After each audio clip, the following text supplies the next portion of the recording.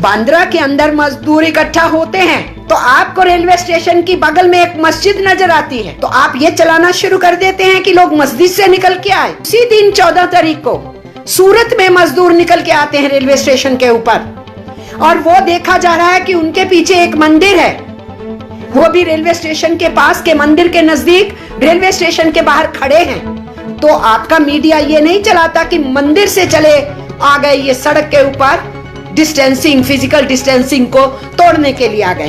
Print और electronic media में जो डुगडुगी बजाने लगता है आपके कहने से, उस मीडिया ने पूरी की पूरी मुस्लिम कौम को कटघरे में खड़ा कर दिया। उसका नतीजा है कि लोग ऊपर छत से नीचे रेहड़ी वाले को देख के कहते हैं, कौन है तू, हिंदू है कि मुसलमान है? मुसलमान है तो भाग जा। 80 लाख के करीब गल्फ कंट्रीज के अंदर हमारे देश के लोग काम करते हैं, रेवेन्यू कमा के भेजते हैं, कि वहां के स्कॉलर्स ने कहना शुरू किया है अपने ही देश के मुसलमानों को बदनाम करने के लिए, यहाँ बैठ करके जहरीली ट्रोलिंग करोगे, ट्वीट्स करोगे तो हम इस पे नजर रख रहे हैं, हम आपको यहाँ फिर काम नहीं करने देंगे। इसमें से 30 लाख जो है अकेला यूनाइटेड अरब एमिरेट में है, और प्रधानमंत्री वहां के सुल्तान से भी मिलके आए थे। वहां की प्रिंसेस ने क्या कहा है, इस जहरीली भाषा को बंद कीजिए हमारे मुल्क में बैठ करके, वहां की प्रिंसेस को कहना पड़ा, और एक बार नहीं, 2 बार नहीं, 4 बार कहना पड़ा। क्या कोरोना की दवाई जब बन जाएगी उसको आप आइडेंटिफाई कर पाओगे कि कौन सी मुसलमान के लिए, कौन सी हिंदू और कौन सी ईसाई के लिए है, कौन सी अगाड़ी के लिए, पछाड़ी के लिए, ऊंचे के लिए, नीचे के लिए? इस तरीके की ट्रोलिंग करने वाले, नफरत फैलाने वालों के ऊपर मिस्टर प्राइम मिनिस्टर अंकुश लगाइए। पूरे देश को इस महामारी से मिलकर के लड़ाई लड़नी है, और इसलिए चुनावी मोड से बाहर निकलिए, अपनी पार्टी को इस मोड से बाहर निकालिए।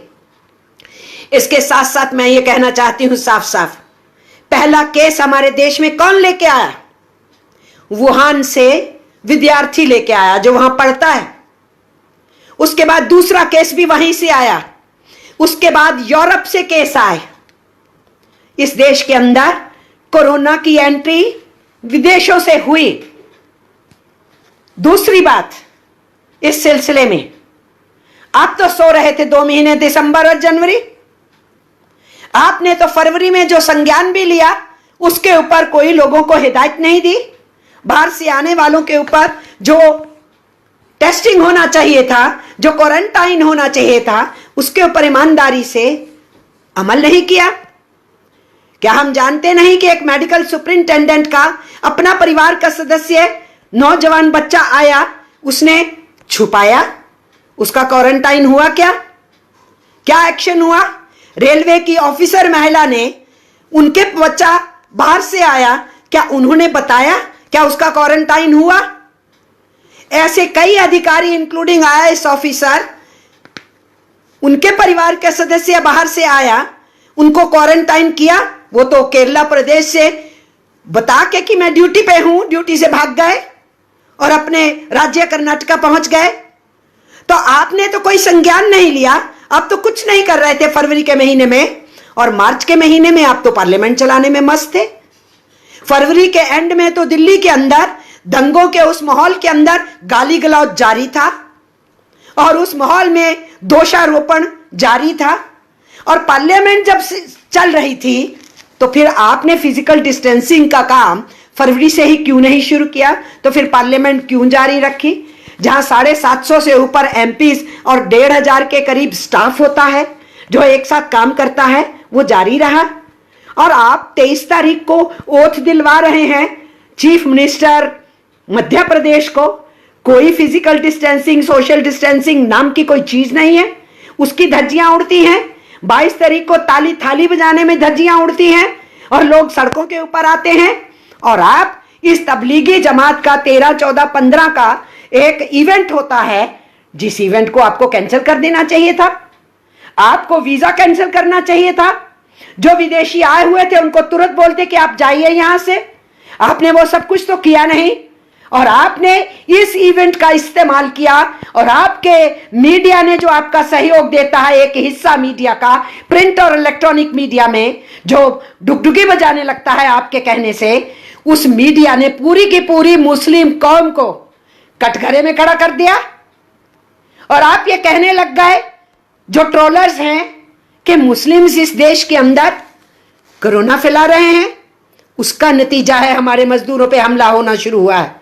उसका नतीजा है कि उनको दुकान नहीं लगाने दी जा रही। उसका नतीजा है कि उनकी रेहड़ी पटरी को उल्टाया जा रहा है। उसका नतीजा है कि लोग ऊपर छत से नीचे रेहड़ी वाले को देख के कहते हैं, कौन है तू, हिंदू है कि मुसलमान है, मुसलमान है तो भाग जा। उसका नतीजा है कि कुछ लोग ओवर एंथुजियास्ट होकर के रेहड़ियों के ऊपर पूछ पूछ के आधार कार्ड देख के जा करके वहां पर जबरदस्ती उनकी रेहड़ियों पे भगवा लगा रहे हैं। जब उनसे पूछा जाए कि आपने लगाया है, इसका क्या फायदा है, उन्होंने कहा जी ये लगाने से शायद हमारे पास ग्राहक ज्यादा आएंगे। तो आप क्या कहना चाहते हैं, क्या संदेश देना चाहते हैं हिंदुस्तान के अंदर? इसलिए मुझे बहुत कष्ट था।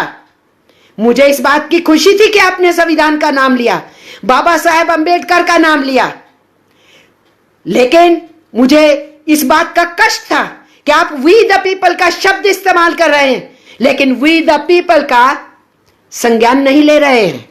वी द पीपल का जो असली मायने है उसको लागू नहीं करवा रहे हैं।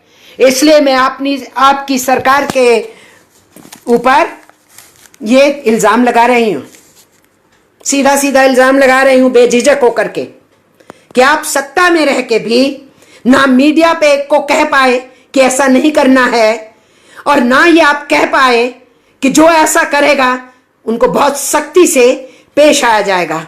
आप तो कानून को दोहरे मापदंड से इस्तेमाल कर ही रहे हैं। देश की जनता इसको अच्छे से देख रही है। इसका फॉल आउट क्या हो रहा है समझ रहे हैं देश के लोग, और आपकी सरकार समझ रही है क्या? आपको मालूम है कि 80 लाख के करीब, मैं आप आवाम को बोल रही हूं, जनता को बता रही हूं, सरकार को मालूम है, क्योंकि फॉरेन करेंसी का बहुत बड़ा हिस्सा गल्फ के देशों में जो हिंदुस्तानी काम करते हैं उनसे आता है। हमारा जो रेवेन्यू विदेशी करेंसी में है बहुत बड़ा हिस्सा वहां से आता है। सरकार को तो मालूम है। मैं आप आवाम को और जनता को कह रही हूं, विशेष करके अपने नौजवानों को कह रही हूं, जो आने वाली बेरोजगारी को झेलेंगे, जिनके शिक्षा के बजट घटा दिए गए हैं, जिनको रोजगार के साधन अब कम हो जाएंगे, उनको भी मैं बता रही हूं 80 लाख के करीब गल्फ कंट्रीज के अंदर हमारे देश के लोग काम करते हैं, रेवेन्यू कमा के भेजते हैं। और ट्रोलिंग करने वाले जो हिंदुस्तान के अंदर हैं, इनके वहां भी कुछ दोस्त काम करने वाले वहां भी ट्रोलिंग में इनके साथ शामिल हुए, वहां से बैठे ट्रोलिंग कर रहे थे इस हिंदू मुस्लिम जहर को फैलाने के लिए। और आपको मालूम है कि वहां के स्कॉलर्स ने कहना शुरू किया है कि हमारे ही देश में आके काम करोगे, यहां रोजी रोटी करोगे, और इस सरजमीन के ऊपर से अपने ही देश के मुसलमानों को बदनाम करने के लिए यहां बैठ करके जहरीले ट्रोलिंग करोगे, ट्वीट्स करोगे, तो हम इस पे नजर रख रहे हैं, हम आपको यहां फिर काम नहीं करने देंगे। ये उन्होंने कहा है। उन्होंने ये नहीं कहा कि मुस्लिमों के ऊपर, उन्होंने कहा आपके अपने देश के मुस्लिम, आपके नागरिक, आप उनके साथ अन्याय कर रहे हैं। इसका फॉल आउट सोच सकते हैं? वो जो 80 लाख लोग वहां काम करते हैं, ये तो ज्यादा गिनती थी। वहां गल्फ की डिस्टर्बेंस के चलते हुए वहां से बहुत लोग काम छोड़ के उसको भागना पड़ा। ईरान से बहुत से लोग वापिस आए, सीरिया की क्राइसिस के चलते बहुत से लोग वापिस आए, नहीं तो इससे भी ज्यादा लोग उस साइड में काम करते हैं। मौजूदा गिनती 80 लाख के आसपास है। इसमें से 30 लाख जो है अकेला यूनाइटेड अरब एमिरेट में है, और प्रधानमंत्री वहां के सुल्तान से भी मिलके आए थे। वहां की प्रिंसेस ने क्या कहा है? इन देशों के स्कॉलर्स ने तो कहा ही है। वहां की प्रिंसेस को एक ट्रोलिंग करने वाले को ट्वीट करके कहना पड़ा कि इस जहरीली भाषा को बंद कीजिए हमारे मुल्क में बैठ करके। वहां की प्रिंसेस को कहना पड़ा, और एक बार नहीं, 2 बार नहीं, 4 बार कहना पड़ा। और उसका फल क्या होगा? क्या वो केवल वो 80 लाख हैं? वो अपने परिवार के लिए रोटी कमाने गए हैं। उन 80 लाख के पीछे यहां पर परिवार हैं, उतने ही लाख परिवार हैं जिनके घर में रोटी चल रही है। और इन 80 लाख में बहुमत हिंदू है, मुस्लिम कम है। तो आप क्या कर रहे हैं? एक तरफ देश की इकोनॉमी का बंटाढार हो रहा है, हालात खराब हो रहे हैं, कहा जा रहा है कि एशिया के देशों की शायद जीडीपी 0% रह जाएगी और गरीबी बढ़ जाएगी, बेरोजगारी बढ़ जाएगी, हमारी इकोनॉमी की पतली हालत पहले से थी, नोटबंदी के दौरान से थी, जीएसटी के चलते हुए बढ़ गई, सरकार सत्ता में आई तो उसके बाद इनकी नीतियों ने बेरोजगारी को और बढ़ा दिया। अभी तो साल भी नहीं हुआ इनकी सरकार को बैठे हुए। ऐसे हालात के अंदर जब इकोनॉमी पहले ही शटर्ड है, ऐसी स्थिति के अंदर इस पेंडेमिक के चलते हुए लोगों का रोजगार चला गया है, लोग गरीबी की हालत में हैं, सरकार को बड़े बड़े पैकेज देने की जरूरत है। उस सिचुएशन में भी आप हिंदू मुस्लिम कहते रहिएगा।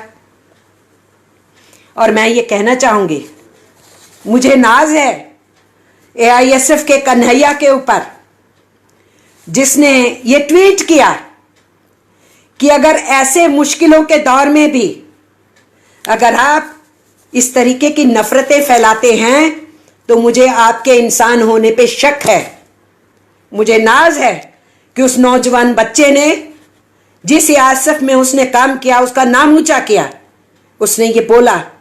इसलिए मैं ये कहना चाह रही हूं कि सरकार को अभी भी संभलना चाहिए, इस नफरत की आंधियों को रोकना चाहिए, संज्ञान लेना चाहिए और पूरा का पूरा ध्यान इस वक्त इस पेंडेमिक से निपटने का होना चाहिए।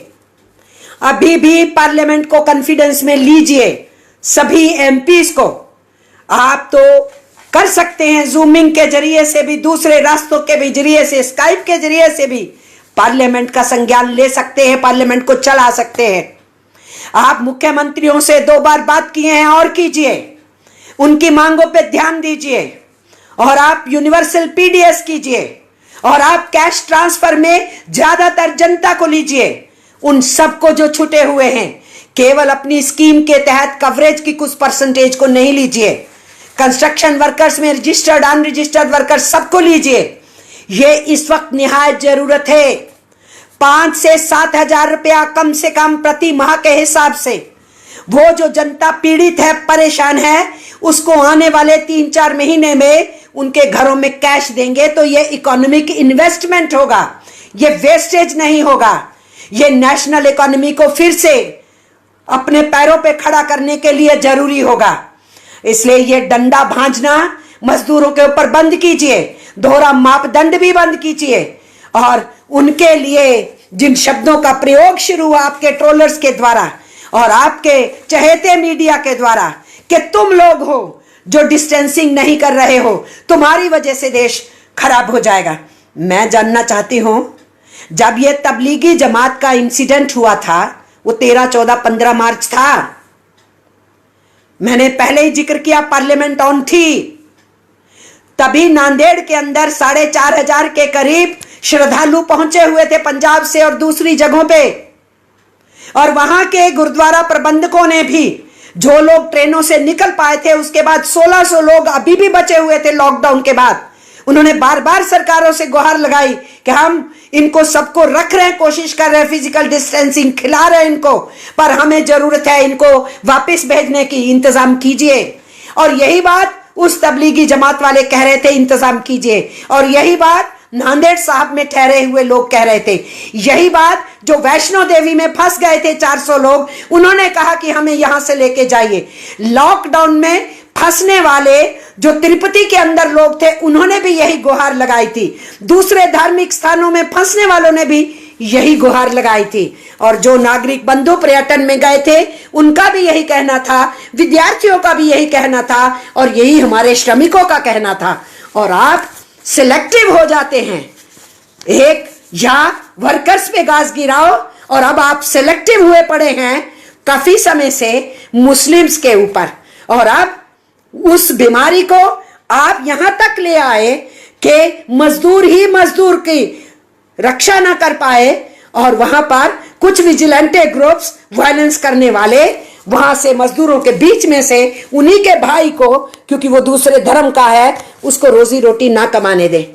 इसलिए ये दौर है जिस दौर के अंदर हमें समझना चाहिए कि अभी भी जो फंसे हुए लोग हैं इधर उधर, उनके इंतजाम की कोशिश करनी चाहिए।